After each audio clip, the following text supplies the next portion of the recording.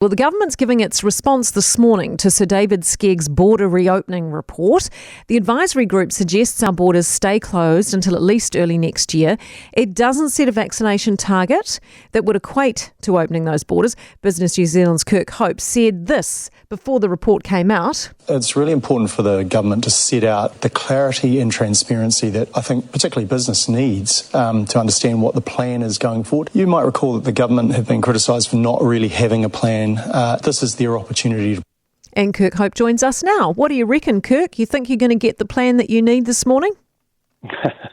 Well, I think we've probably had quite a bit of clarity out of Professor Skegg's report.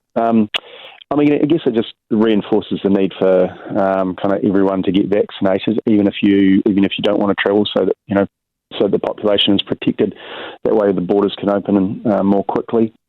I do think there's a couple of observations that I'd make which are quite disappointing about the lack of progress sort of since we've seen COVID, particularly around different technologies for contact tracing. I mean, we'd been talking to the government, in kind of April last year about how they can improve some of the contact tracing stuff, but nothing has really happened other than, the QR scanning stuff and that the Ministry of Health has did. And the other thing which is a bit disappointing is that how slow they were to kind of look at the saliva testing regime, because we're going to need mass testing basically in the absence of, 80+% vaccination.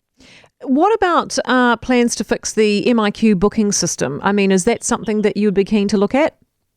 Yeah. I mean, look, MIQ, that is the quarantining and managed isolation in the hotels, has actually worked pretty well. It's kept our border reasonably safe, but the booking system's a nightmare, and it's, you see it from business people and from the general public trying to get into New Zealand.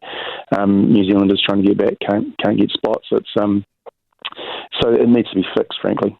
Do you think the government would be open to a process that vaccinated business travellers could, shorten their MIQ or do it privately? Yeah, and in fact, Professor Skegg's report kind of anticipates that New Zealanders who are fully vaccinated should be able to have a reduced quarantine, and maybe some of the circumstances might be different. I mean, they're pretty reticent about kind of self-isolation, just because, a range of breaches for isolating at home, and there are some circumstances around that. So if you're isolating at home, you'd have to be, living by yourself, essentially. So I think they're open to looking at that, but what that kind of finally looks like, maybe we'll hear more detail today. David Seymour's calling for borders to open up next year regardless of vaccination rates. What are your thoughts on that?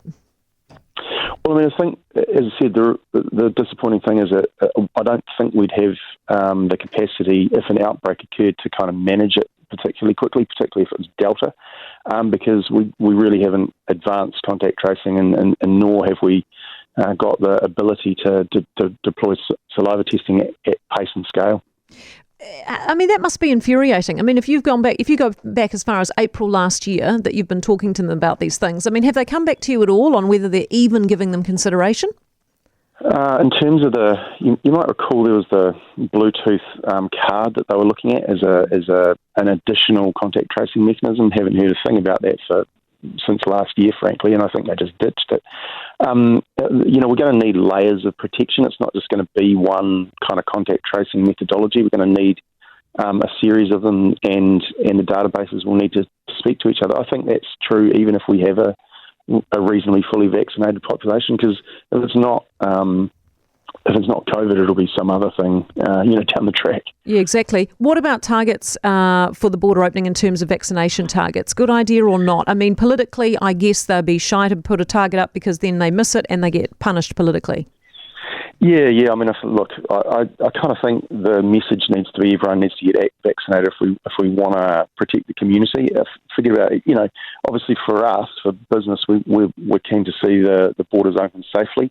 A lot of industries are relying on that, but I mean, the reality is that the message needs to be for everyone to get vaccinated as quickly as they can, because as you rightly point out, I think Scott Morrison's getting caned in Australia for setting an 85% rate and not really achieving it. Exactly. Kirk, thanks very much for being with us. Kirk Hope, CEO of Business New Zealand. Kate, thank you for championing business. I've been up since 3 a.m. working the Pacific time zone.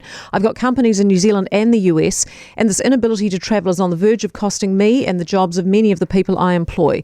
It makes me sick that the government's blatantly ignoring the commercial realities of New Zealand companies' needs. We are a trading nation. We need to be able to travel. Now the rest of the world's opening up. I'm happy to do or pay for the quarantine, but there are no damn rooms. And as an active contributor to the betterment of this country and its people, I cannot be expected to leave New Zealand without a date secured to come home to my kids. This government clearly has no idea about life outside of politics. Thank you very much. It must be very frustrating for you.